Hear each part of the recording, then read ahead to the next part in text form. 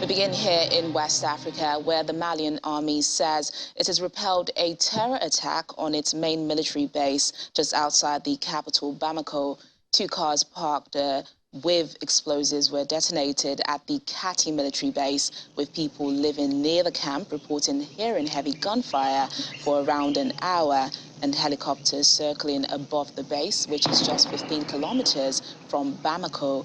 A brief military statement says 7 of the assailants and 1 soldier were killed and that the situation is now under control. The army describes it as a terrorist attack, language the military uses to refer to Islamist militants. Jihadists have been carrying out frequent attacks in Mali, most in the central and north of the country. Last week, they targeted a checkpoint just 70 kilometers from Bamako, killing 6 people. 2 soldiers were killed in another raid on Thursday.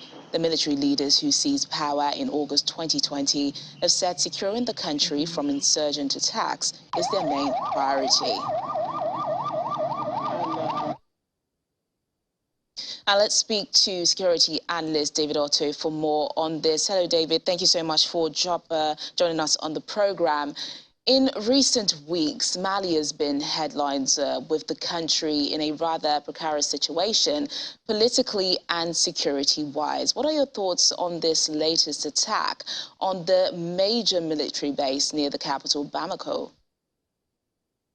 I think this is very concerning, as you saw in the the letter that was written by the general to talk about the situation with the attacks.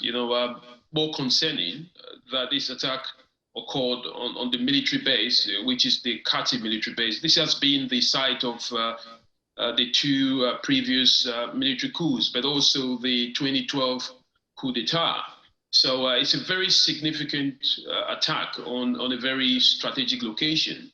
But of course, as you rightly said, the Malian government has been facing some serious political and security crises. Recently, as you know, there has been also calls for some countries to withdraw their forces, from Mali, including Egypt. So it's quite a big attack, even though it was repelled. This will be seen by the jihadist group that is affiliated to Al-Qaeda, Katiba Masina, as a successful attack. Because of course one of the Malian soldiers, was killed and others were injured. But we're thankful that, the attack was repelled. But again, it signifies a major crisis, within Mali.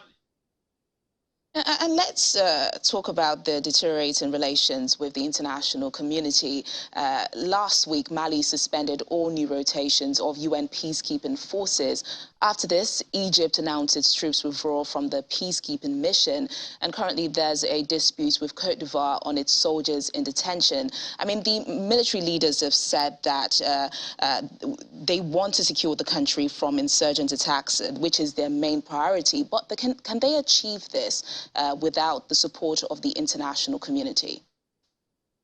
I think what the military junta has been doing recently or in the past, since it took over power, has been to consolidate itself, internally and to kind of, brush off, as I may say, some of the international contacts that they had. Mind you, the Malian government has accused the French government, for example, for supporting rebels and terrorist organizations within the country. And as you rightly said, they've expelled, some of the foreign missions. So I think it's quite a situation where the Malian government is much more focusing on winning the hearts and minds of Malians, focusing on the internal strategies rather than pleasing the international community. But so far, I think they are winning because, of course, as you rightly know, ECOWAS has now suspended the sanctions that were given against the military junta, and they've accepted them to be in power until 2024.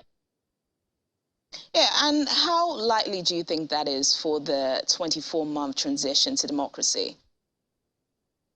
Of course, one has to wait and see. But I believe that at some point, the military would have to concede to giving back power to the civilian population or the civilian, government. But again, you may likely see a situation where the military will then, change its attire and then become part of that civilian or democratic system of governance.